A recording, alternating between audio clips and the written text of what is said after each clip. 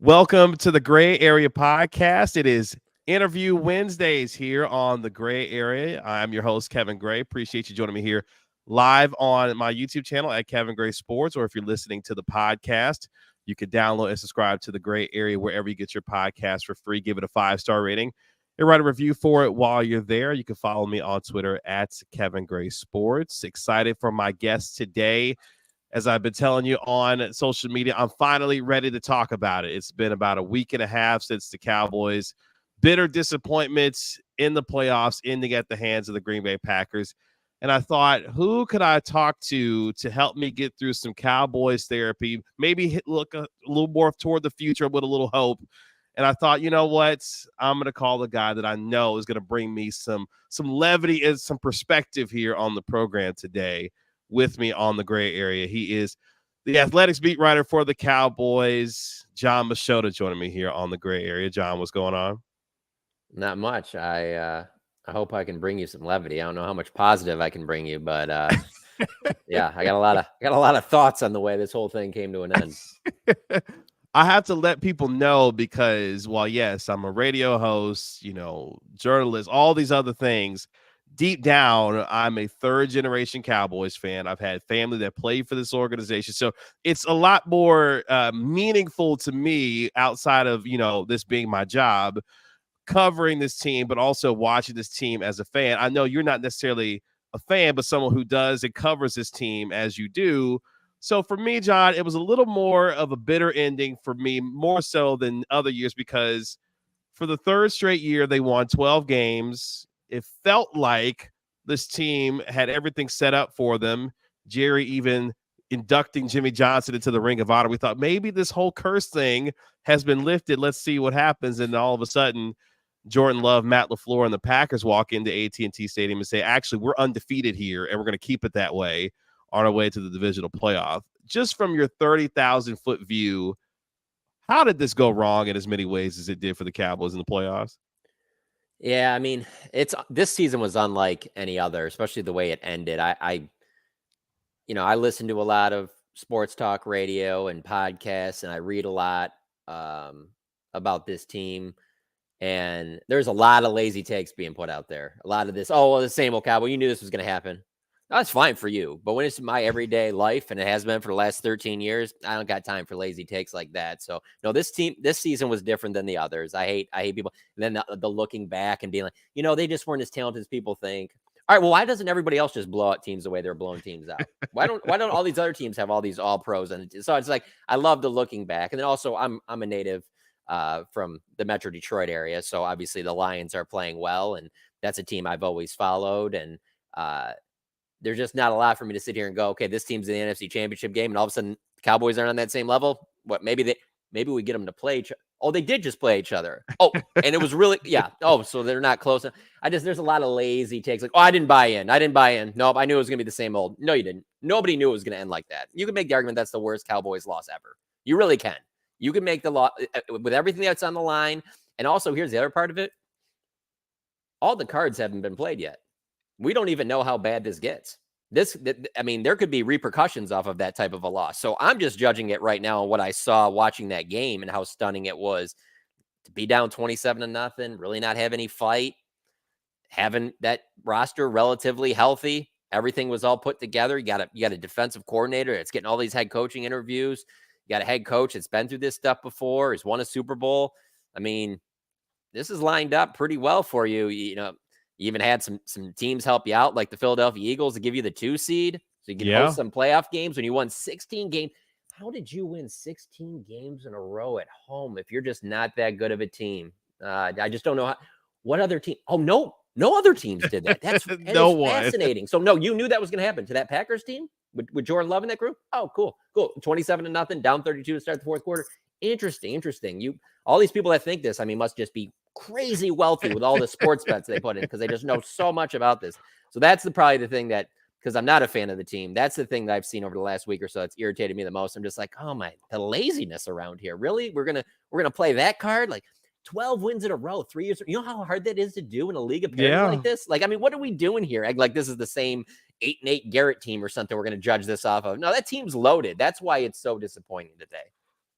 Yeah, and I think for me, that's where I start most is because any other team that we would look at that's had the success of winning 12 straight games, they hadn't done this literally since the 90s when they won 3 Super Bowls in a 4-year span. And any other program that we look at and say, man, they've won 12 games each of the last 3 years. They've taken a step each of the last 2 years when it comes to making the postseason and winning a game in the postseason last year. Okay, this is the year that you make a run. You quote unquote kind of go in with getting Stephon Gilmore, you get Brandon Cooks, and arguably you have your most talented team probably in the last decade. And yet, and still, for some reason, when this team gets to the postseason, they find a way to lose a game. And I was stunned by the fact, number one, CeeDee Lamb hadn't touched the ball until they were down 20-0. That was number one for me. But two, and I want your perspective on this because I don't know what was going on or what we may find out as the coming days and weeks go on. But what in the world was going on between CeeDee Lamb and Dak Prescott in that game where the miscommunication was, to me, at an all-time high in a game that you needed to have at the most after we had seen these two break records, especially CeeDee Lamb's case, break records all season long. What was going on between those two, you felt like, from your perspective that day? I mean, just because at least with something like that, like the Niners game earlier in the year, we saw it, and that was this big pivotal turning point. It was like they got embarrassed, destroyed. CD didn't get the ball enough. It's the most frustrated I've ever seen CeeDee Lamb during a game, and it led to changes. Not necessarily right away. They had to go to the bye week, but when they came back from the bye week, you could just tell that that was on a different level. The connection that him and Dak had, and it kept growing and kept growing. And we saw a little bit of it against Buffalo too, where they weren't quite on that.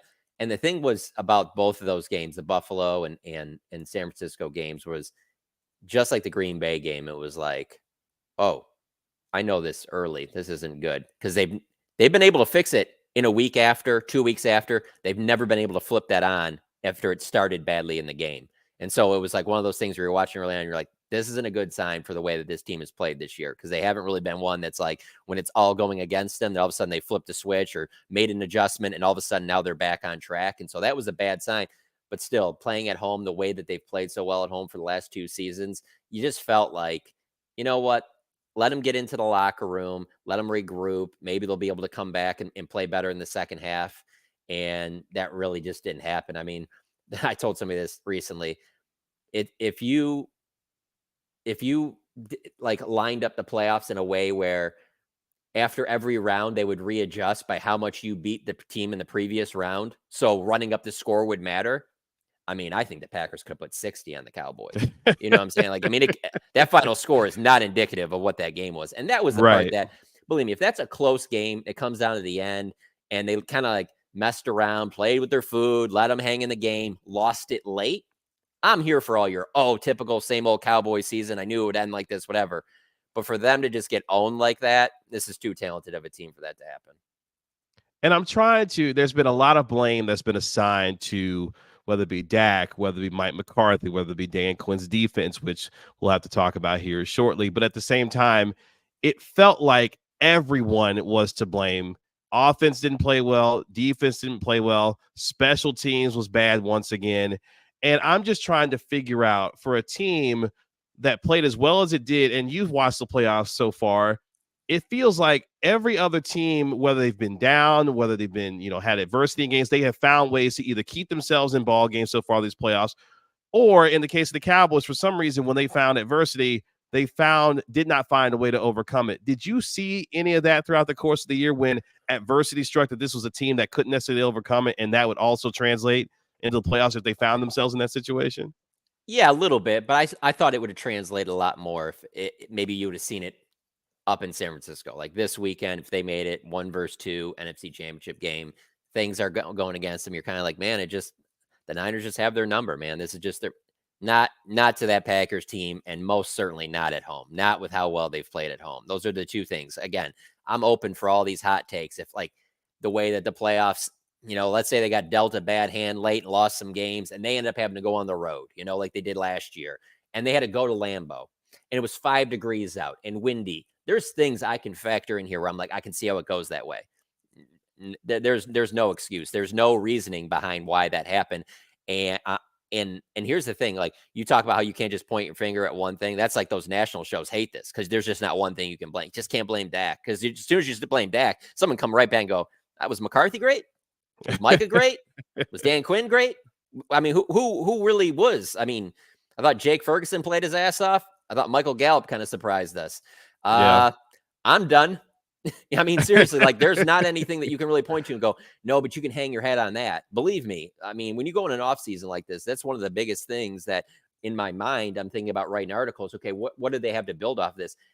Not only do you not have any of those things I just mentioned, you also got, which is very rare around here, you got very little to nothing from your draft class. So I'm Yeah. going to sit here and write a bunch of articles about the combine and the Senior Bowl and this draft coming up where you're picking at 24. If you're a fan of this team, why would you be excited about that? Off of just going off of how little you got last year from the draft. So, I mean, it's coming from all angles. And so that's why I can understand where some fans would be frustrated at the whole, like, where it looks like on paper that they're just going to run this thing back and try and do it the same thing again next year. And you're just kind of like, I don't know that that's going to be the answer, but here we go.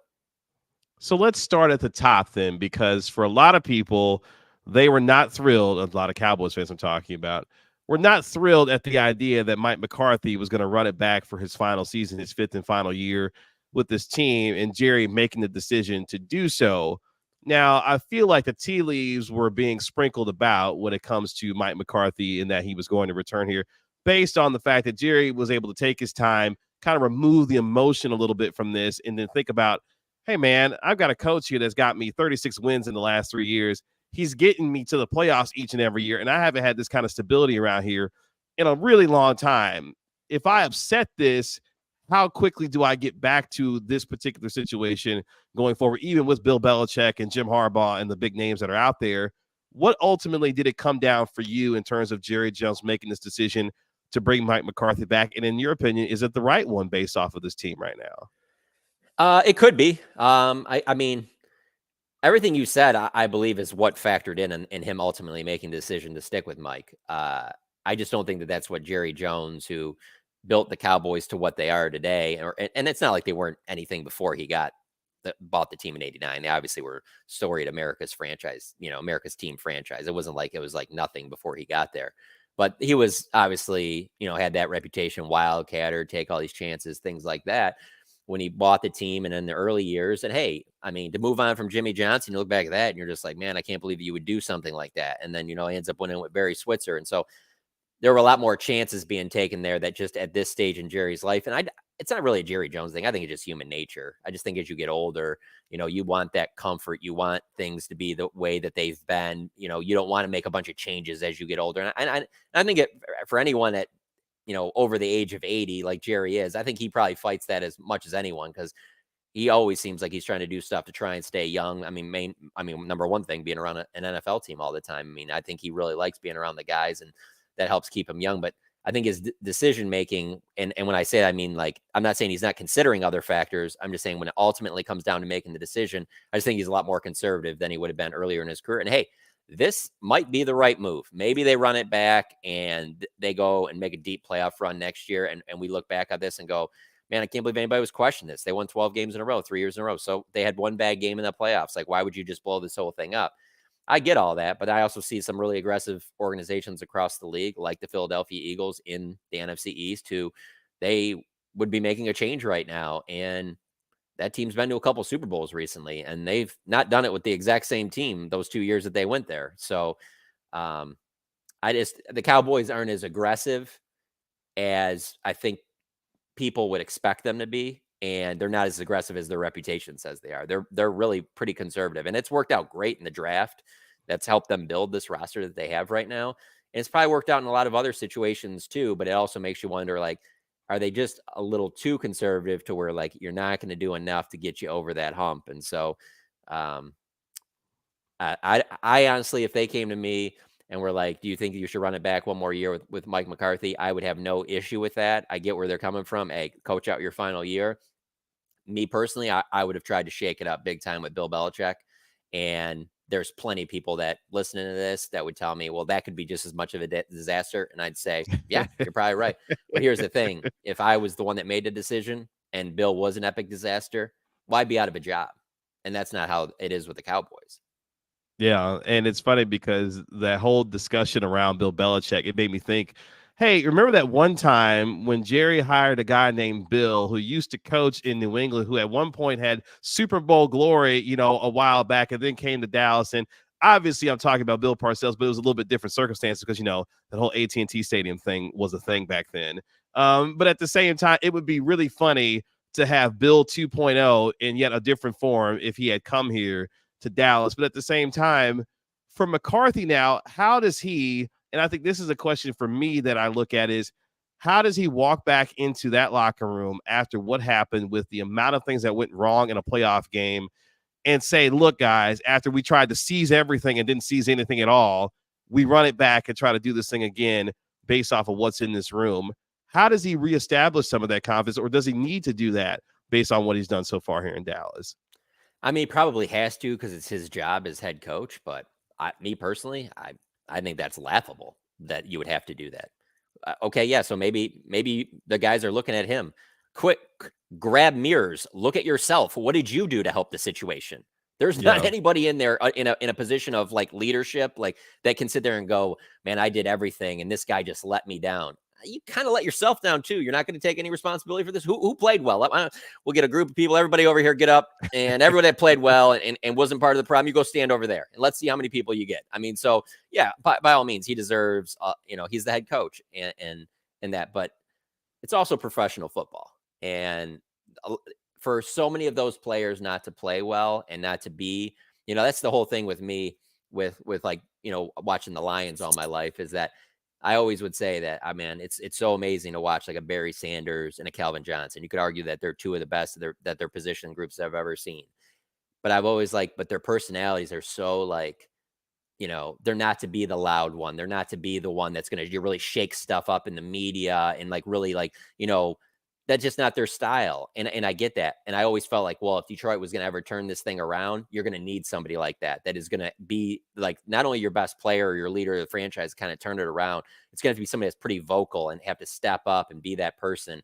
And for Lions, I guess it's probably been Dan Campbell. I thought would be a player, but for the Cowboys, I'm wondering who that is, because obviously you look at Dak and Micah. Those are your two best players, two most valuable players. But it's like we've heard so much from them, and it just keeps falling short. That at the same time, you're just kind of like, all right, well then, what is going to be the thing that turns this in another direction? And that's why I said Belichick, because he has the skins on the wall of obviously winning 6 Super Bowls. And I know everybody will point, like I love how fast everything changes, and the whole like, Tom just did that. Tom just pulled it along. Again, I don't mean to beat people down with the Lions stuff, but I'm gonna tell you this right now. Tom Brady gets drafted by the Lions. He ain't winning no Super Bowls there.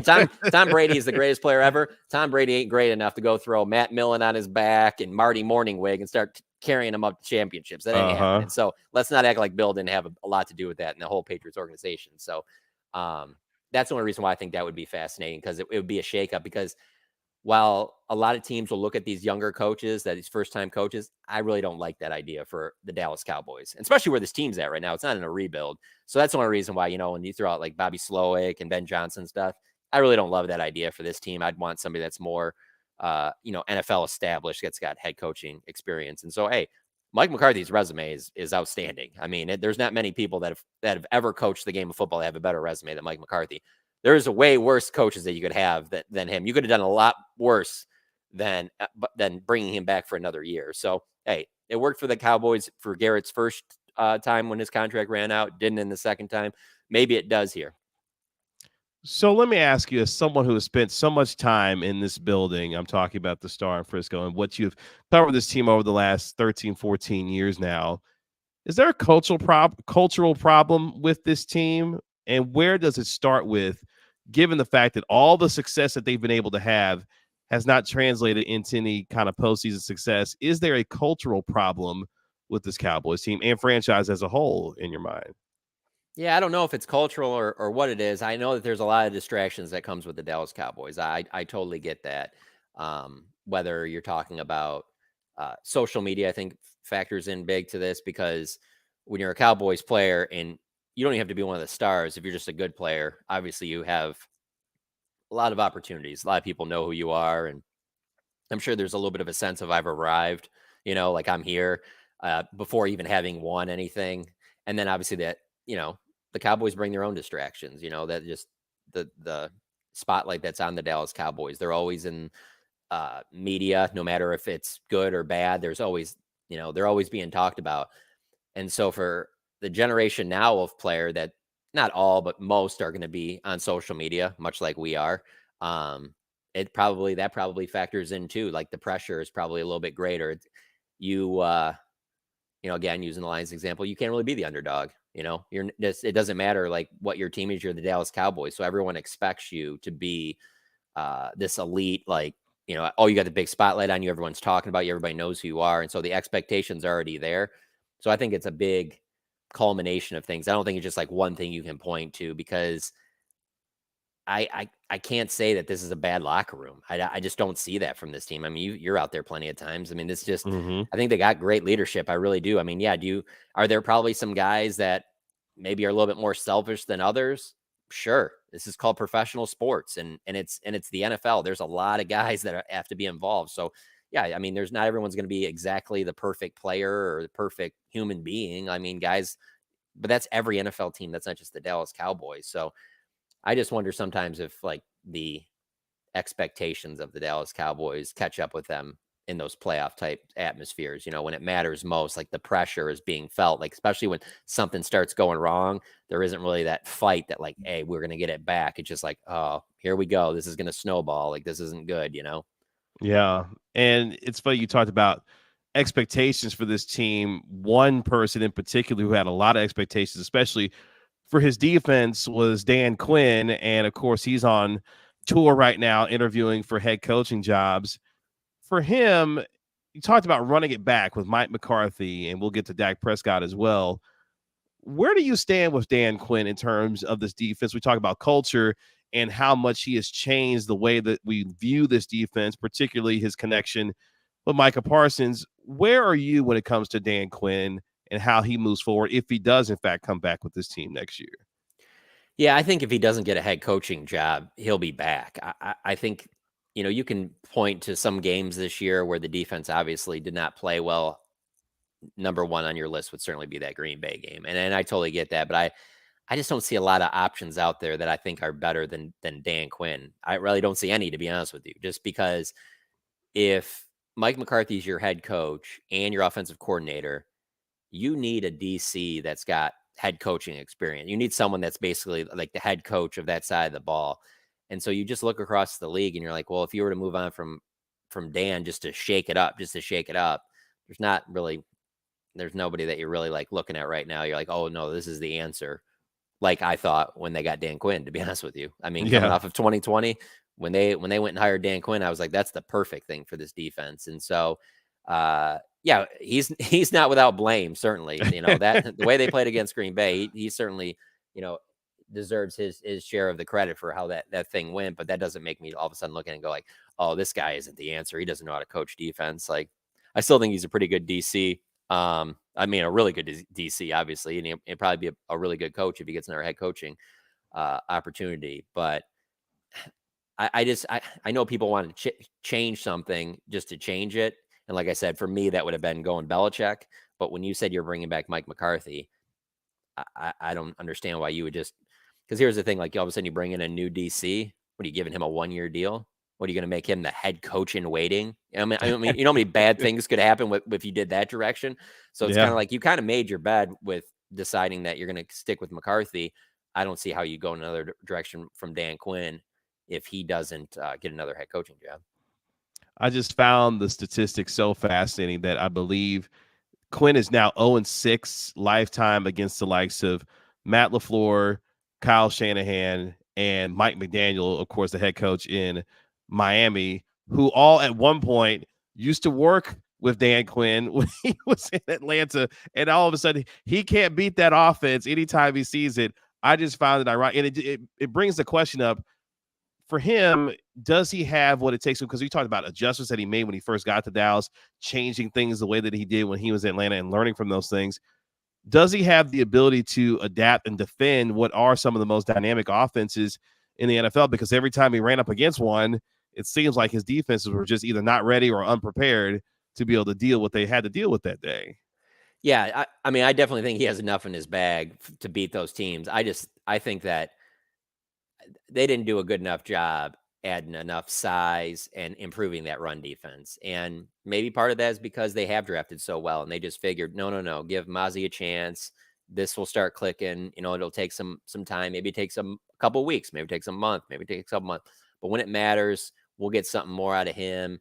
And then linebacker too was just believe me, it's great to have some Swiss Army knives that can play safety and linebacker, but to make some of these safeties full-time linebackers, I think that proved that wasn't a good move there. So at the very least, even though it's going to look like you're running it back, you would think they have to address this linebacker situation and probably defensive tackle too. I mean, especially with Hankins being a free agent.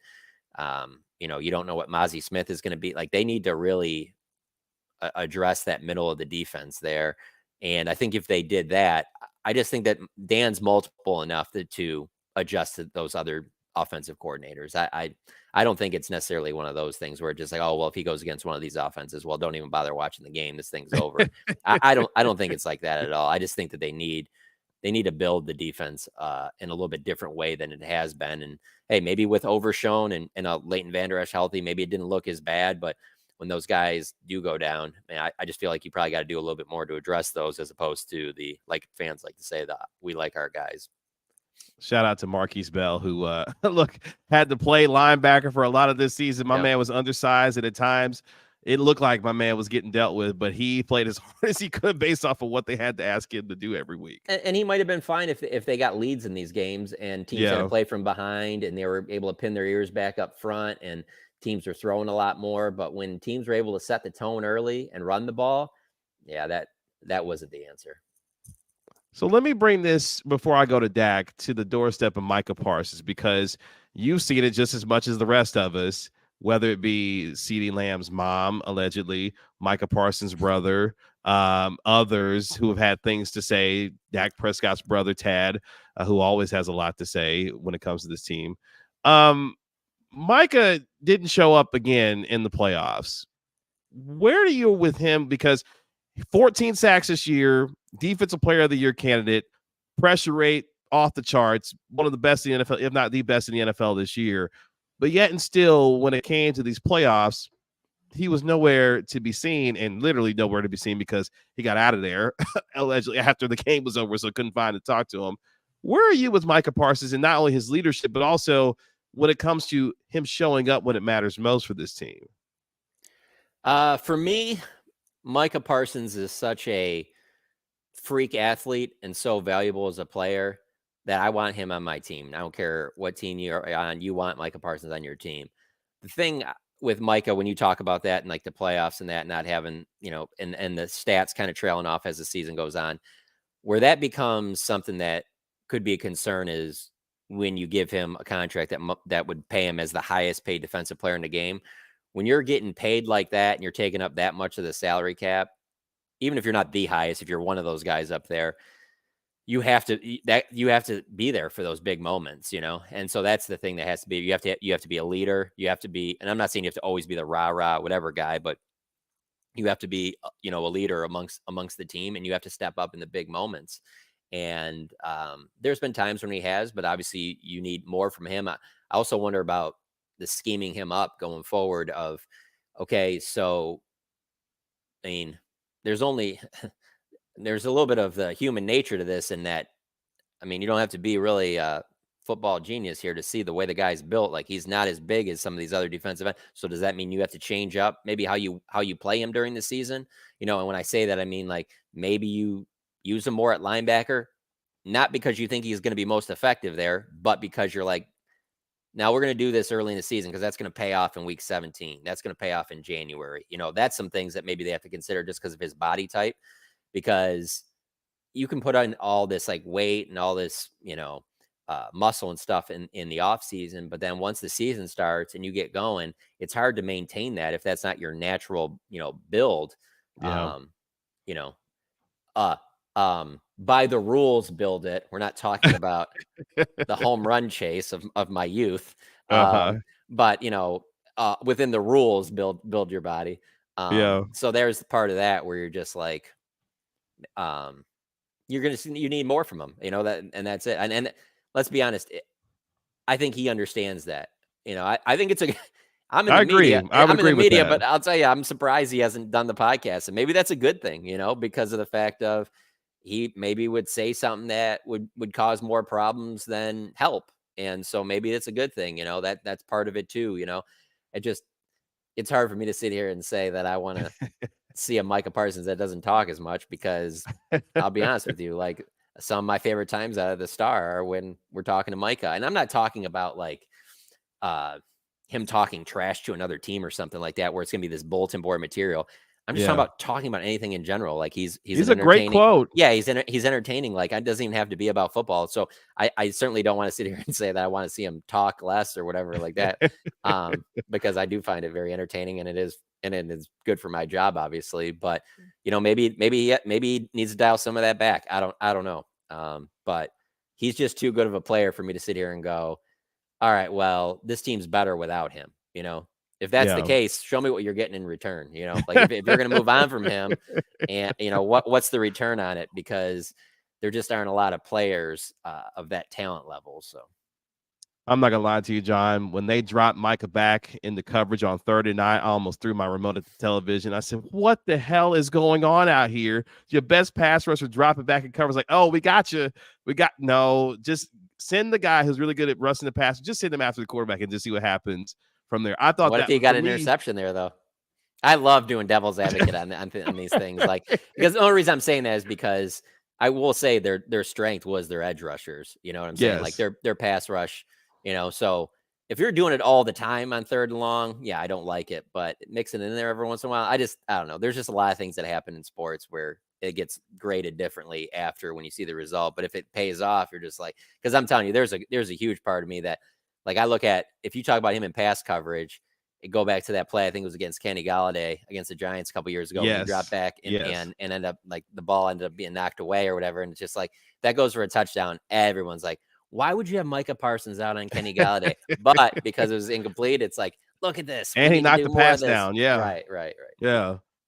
Yeah. It's okay. So let me ask you this, because I'm gonna definitely get to Dak here in a second, but it felt like, and you were there, it felt like watching it on television, I didn't recognize that team against Green Bay. It felt like they got away from who they were and the identity that they had built themselves to be throughout the course of the year. And it didn't show up in that game in any form or fashion, whether it was offense, defense, or special team. I felt like I was watching a shell of a team that was trying to do different things than what got them to the dance. Did you feel that way watching them that day against Green Bay?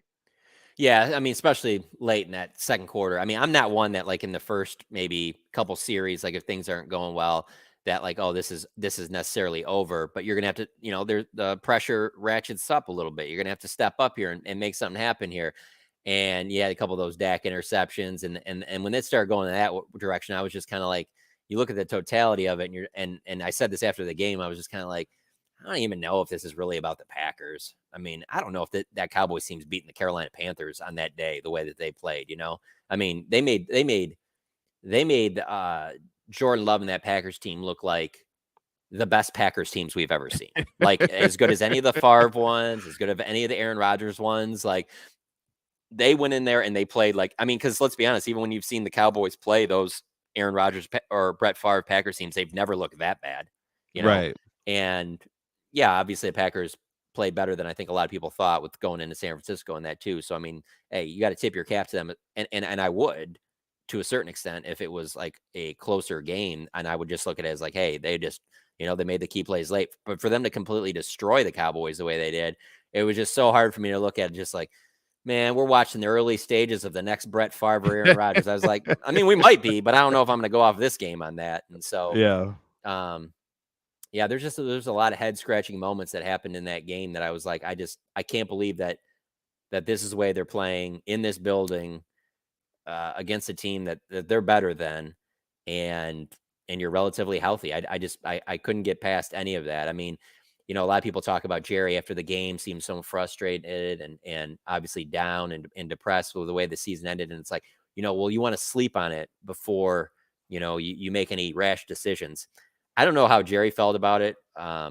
we haven't talked to him since after the game when he was outside the locker room. But man, when I woke up the next day and even the day after that, I honestly felt like it was worse than when I watched it, because there was a little bit of a stunned like shock when you're watching it in real time. And then Yeah. when I woke up, the next day and I was like thinking more about it, and you think of, again, the way the whole season went, how many teams are beaten down with like key injuries at this time of the season, how easily they could have ended up on the road if the Eagles would have taken care of business and won the division, and all these things playing it. And then just to see the way everything was just setting up for them to play the Niners again, NFC Championship game, this gives you the chance of everybody's going to be counting you out, and you can kind of be the underdog and beat the Niners and go to the Super Bowl, and just the wave you'd be riding going into that Super Bowl, having finally beaten the Niners that have been your thorn in your side. Like, I mean, it was all lined up for that to happen. And honestly, people can sit there and say, oh, you cover the Cowboys, so of course you're going to think that. Like, I don't think that every year. I can tell you that right now. I'm fascinated talking to, before we started recording, you mentioned Troy Aikman being at SMU yesterday, and I was up there and how he was saying about, the last game I called for Monday Night Football, was the divisional round. And so I wasn't going to be working this round. So I had already planned to go up to San Francisco, like kind of like people talk about in the early 90s when Roger Staubach went to that game when the Cowboys beat the Niners up there, and he wanted to be at that game, not working. He wanted to be as a fan. And I'm going to tell you this right now. If you don't think Troy Aikman knows what he's talking about when it comes to football, then you don't know anybody that knows what they're talking about when it comes to football. There's not a person that I would, I'm literally trying to think of, like, off the top of my head, who could, if someone was like, you can talk football with anybody and get the best take on what's going on. I can't think of many people that jump out to me, just because he played for the Cowboys. He's not Yes. one of these former players that when you hear some of their takes, you're just like, so you're going off the stuff that worked in the 90s and you don't really watch the games anymore. Got it. But he's around all these coaches. He's in all these Yeah. meetings. Like, it's not like he just got into TV. He's been doing that in the entire time since his pro football career ended. He's just such a great barometer for it, and he knows the workings of the Dallas Cowboys. And so when he says things like that, it's a little bit of reassurance to me, where I'm just like, yeah, I want to make sure I'm not the only one here that I like, there's a little bit of that where you're looking around like, man, where did I miss on this? And Yeah. I don't know. Well, speaking of the quarterback, the lightning rod that is one Rain Dakota Prescott continues to reverberate in Cowboys Nation. And for a man who as known, as beloved as he is by his teammates, this organization, and for all the good that he has done throughout his community, Walter Payton Man of the Year, like he's been everything that you would want a quarterback to be in the National Football League and represent that position, especially for this team, the way that he has now through 8 years. My man still has not been able to put it together in the playoffs for a deep playoff run. Yes, the Tampa Bay game, he was, fantastic there, sending Tom Brady in the retirement and all. But for him now, and the question will be that I'm sure you will be talking about quite a bit this offseason, my man's got a $59 million cap hit. Can't be tagged, can't be traded. He's really got the Cowboys really over a barrel if he wants to. How do they move forward with this quarterback, knowing all the stuff that he is off the field, but yet hasn't been able to produce maybe in a Tony Romo-like way when it matters most in the playoffs?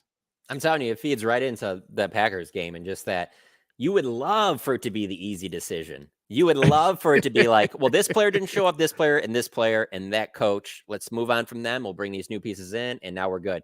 But when it is it's such a difficult decision because of so many different things. I laugh at the people that just act like they have just the answers, is because there's so many moving parts to it. And that's the thing about Dak, is that, like, there's so many good quarterbacks in the NFL that I don't believe would be as good if they played their whole career with the Dallas Cowboys. I just think there's a different pressure that comes with it. I laugh at when like some of these quarterbacks are compared. Again, I have to do this because it's the team I follow the most next to the Cowboys. There's nothing Jared Goff's doing that Dak's not doing with that Detroit Lions team. I'm sorry. Like, if you think there is, you're just not watching the games. You're just seeing highlights and looking at numbers.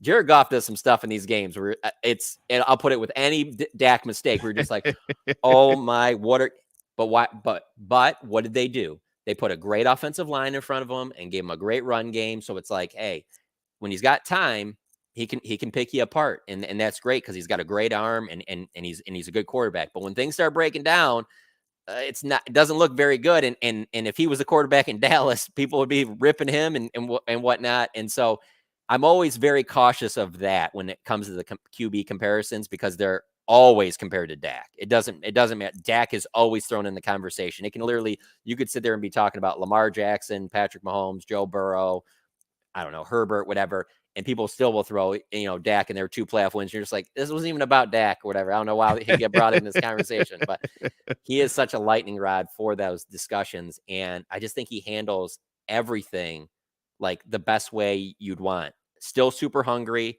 Nothing about him, whether it's on the field, off the field, whatever, acts like he's arrived. And it's just like, hey, I know what I got to do here. I don't need to listen to you. This is what I do. No, he's still willing to learn. Like, he wants to keep getting better in that.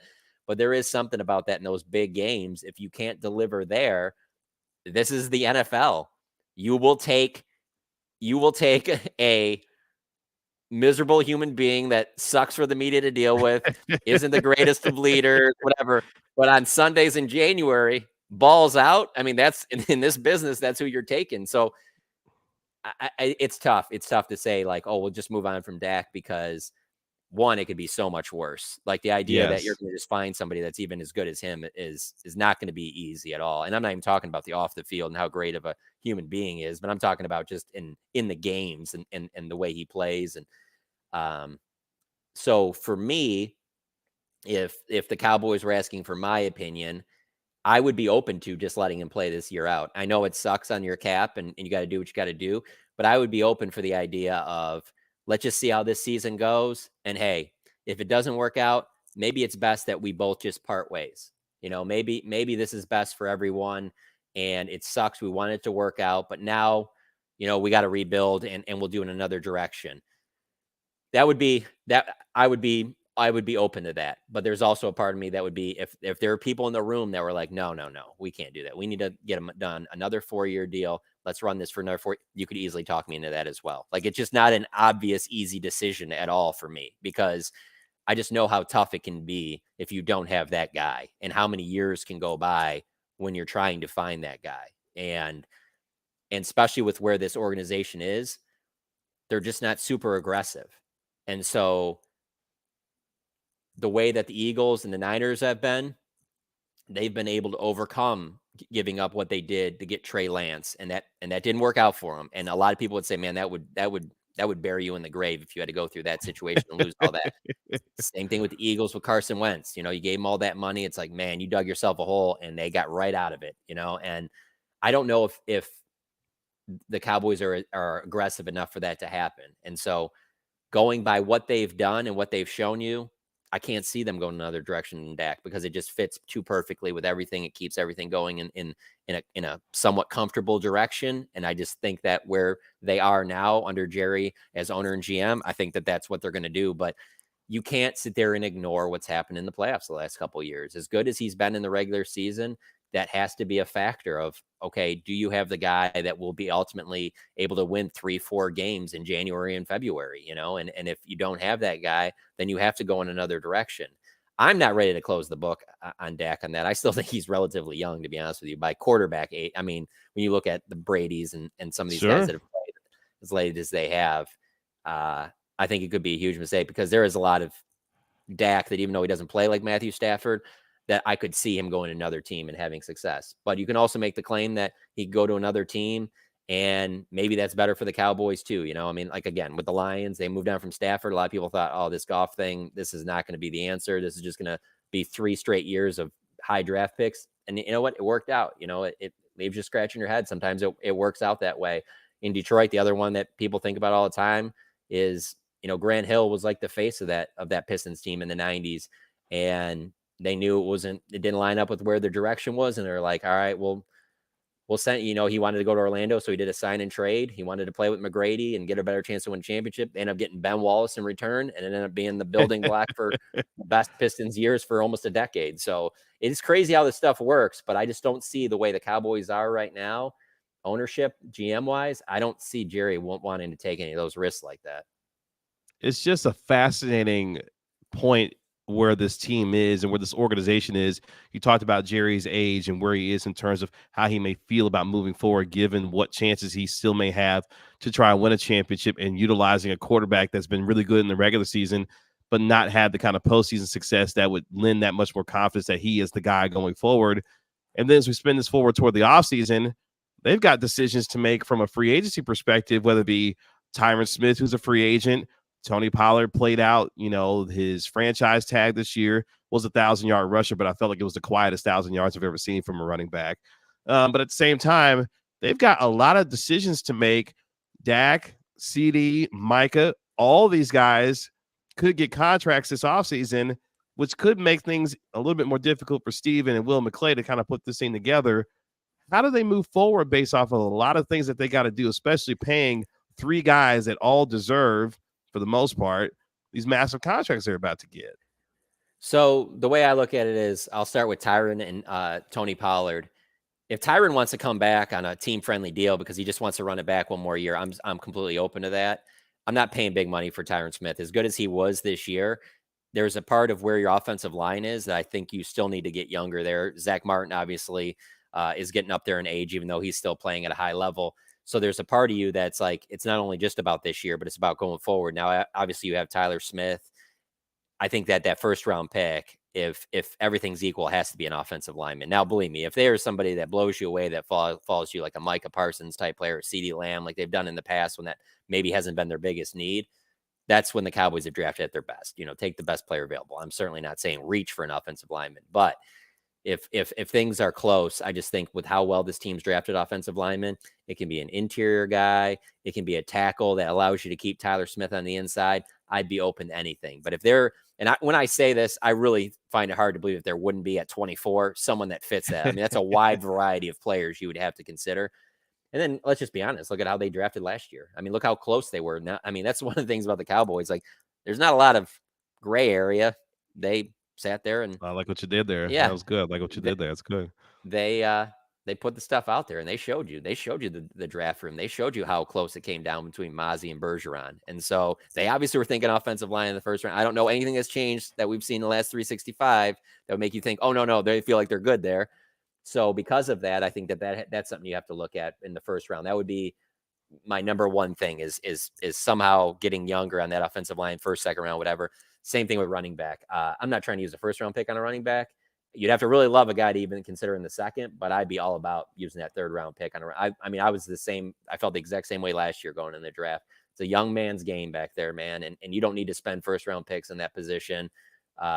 If Pollard was going to come back, like I said, except if you're Detroit. Well, I mean, it's working right now, but right. I mean, it is bold. It is bold. Some of the moves they made last year's draft. I will say that it's working right now. Maybe that is the difference, but I just don't see. I mean, they went early on Gibbs, but Gibbs was always going to be a first round pick. I don't know if there's a running back like how we always talked about. Bijan was to follow him or something like that. You'd have to consider. I don't see that happening, and I don't see them taking a running back at 24 anyway. But I think that's one way right there where you, with the offensive line in the first round, the perfect draft for them probably would be an offensive lineman in the first round, probably like a linebacker or defensive tackle type in the second, and then that running back in the third. But obviously, the drafts never fall exactly how you need them to. But I think that those would be the areas that you most need to address. And getting younger is where you have to do it, and you have to do it through the draft because of the fact of you're going to have to pay. If you're paying Dak, you're certainly paying CD and Micah. Like, you're not going to be able to bring in a ton of free agents and a lot of guys that you're going to have to draft well. You can't have another draft like this past year. And so because of that, that's like the main spot that I look at. That's one way that you can start turning this roster around, but there's just not going to be these major wholesale changes. A lot of this roster is going to be coming back. But yeah, there's going to be holes that you have to fill, but that's every offseason. I love how this offseason is going to play out because, and you know this better than me, the three guys, Dak, CD, and Micah, are represented by three of the most powerful agents in the sport. And for example, I'm talking about David Mulligetta, who represents Micah Parsons. If you look at Mulligetta's track record, he gets his guys paid and gets them paid very well. And I'm sure he's going to be looking for the top dollar for his client. And honestly, Micah, based off of the 3 years that he's had so far, I mean, he's going to become the highest paid defensive player in the history of the game. It's just a matter of how much he's going to get. Dak and CD both going to be top 5 paid at their positions this year. So it's going to be interesting and fascinating to watch how this season plays out. Can you Last imagine? thing, Can you imagine though if they tried to trade one of those guys, like how crazy it would be in amongst Cowboys fans if they were like, we can't pay okay, all these guys, we got to try and trade one, like how everything would go. Because I'll be honestly, like I hate when people say, oh well, if you win a Super Bowl, it's worth it. Pay all those guys. Well, there's no guaranteeing that. But if you even told me, like, let's say the Niners don't win the Super Bowl this year. Let's say they beat the Lions, lose in the Super Bowl, or let's say even will if there they be lose, hell to pay in San Francisco if that doesn't happen this year? Oh boy. there would be. But honestly, like if the Cowboys were signed all those guys and it got to that level where you went to Super Bowl a couple years, fell short, but you're in the NFC Championship game constantly and things like that, I would honestly do it for that, just to put yourself in that. Because that's the thing, like just getting in the playoffs, obviously it's been good these last 3 years, but you're not making those steps to where like people are really thinking, oh no, this is a Super Bowl could be coming quick. Like you can think of with the Niners. I would be all Yeah. on board with that. But if the Cowboys started feeling like we're not as close as we thought we were, we need like 5-6 players and not just the one, maybe that gets back to your Herschel Walker days there, where it's like, as much as people say at the time Herschel was probably their best player on the team, you had to make a deal to move on because you needed more picks because you paid Dak, you paid CD, or you paid Dak and you paid Micah and whatnot. It would be fascinating because this is such, one with Jerry. Jerry loves stars. And so it would be so hard for Jerry to do that. But you also have to look at the salary cap and it's like, all right, well, if we're not getting any further than we have been, we're just losing the wild card round. We're going to pay these 3 guys almost our entire salary cap just to keep doing this over and over again. So yeah, I don't think that it would come to that, but I just think that you'll see them pushing things down the road in terms of franchise tags, things like that. And you know what that leads to: players not showing up at training camp, other sideline, other side stories and things like that. Yeah. And so the one thing about the NFL is that it continues to grow in popularity. That salary cap should keep going up. But those players, obviously, and those agents, like you talk about, the best in the business, they know that. And so they're going to be wanting more money for their clients, as they should. I mean, that's their job. That's why this would hurt so much, John. It felt like all the things that have been set up for them, the changes that could be coming in this offseason, you know better than anybody. There's a certain window for these teams, Buffalo starting to find this out themselves, that you have a chance to win and win big. And when you don't, things like the salary cap and decisions catch up with you to where you may not be in that same position going forward for the next year or two based off of what you were able to do the prior few years before that. That's why I feel like this loss in this game is more devastating than, as you mentioned, maybe some of the other ones, because all of these things now are going to come to a head and tough decisions are going to have to be made. And if they aren't made the right way, you may not find yourself in this position for quite some time just because of the way that the NFL is structured now. True. And I feel like, okay, so we're on 53 minutes of this. I feel like it's been largely middle of the pack to negative leaning. So here, I'll tell you some positive here. We'll use the Lions for the 20th time here. You can hit on a good draft. I mean, I think of this Lions draft that they just had. I think of that Saints draft that they had, that where you're just like, you get 3-4 key pieces that, and heck, I mean, even the Cowboys had it. I mean, you look at that 2016. Yeah, you expected Zeke to be good, but you didn't expect that with Dak and for that team to win 13 games and have the 1 seed. And yeah, they fell short, but there are things where this is a parity-driven league where you can make a couple moves in the offseason to all of a sudden kind of spark things in a way where you're just like, damn, I didn't think that just that move and that move would turn it in this direction. I mean, I can tell you right now, Dan Quinn's been great, but drafting Micah Parsons, I thought Micah Parsons would be a good off the ball linebacker with some pass rush ability. How quickly, I mean, if you were to sit here and talk about like what one player has been the biggest reason for them winning 12 games in 3 consecutive seasons, I would say it's Micah Parsons. Nobody thought, because let's be honest, covering this Cowboys team, we just hadn't seen a defensive player like that since Ware. And so when they got him, you're just thinking like, oh, this will be a good defensive player. Maybe he'll have the impact of like Van Der Esch's rookie year when he made the Pro Bowl and stuff like that. You did not think it would be the game changer that he's turned into. You wouldn't have thought about Jerron Bland or Trayvon Diggs. I mean, so there is that part of the NFL that it isn't Major League Baseball where, man, there's just the haves and have-nots, and some of these teams are just spending on a different level and we can even come close to. There is a lot of parity in this league, and so there are some tweaks you can make that you can turn it pretty quickly if you hit on those correctly. The flip side, obviously, is if you don't and you end up with another draft like you did this last season where you're not getting much from it, now you're digging yourself a hole. Oh boy, I feel better now. Thank you so much for providing a little bit of levity throughout our conversation today, John. Tell the folks where they can find you, what you got going on, man. Yeah. Definitely follow me on Twitter at Jon Machota.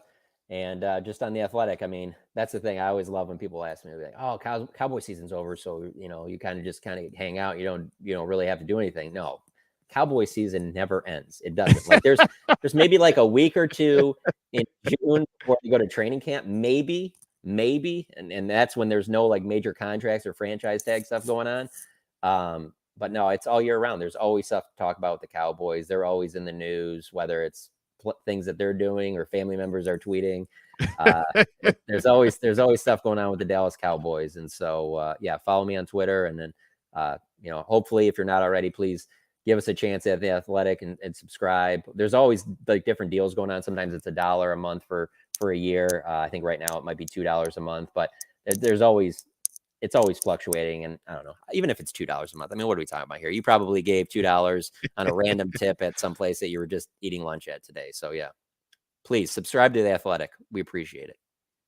Well, John, as always, I appreciate you, man, answering the call. And I know it was a long season for you, a longer off season coming because there's a lot about to be happening.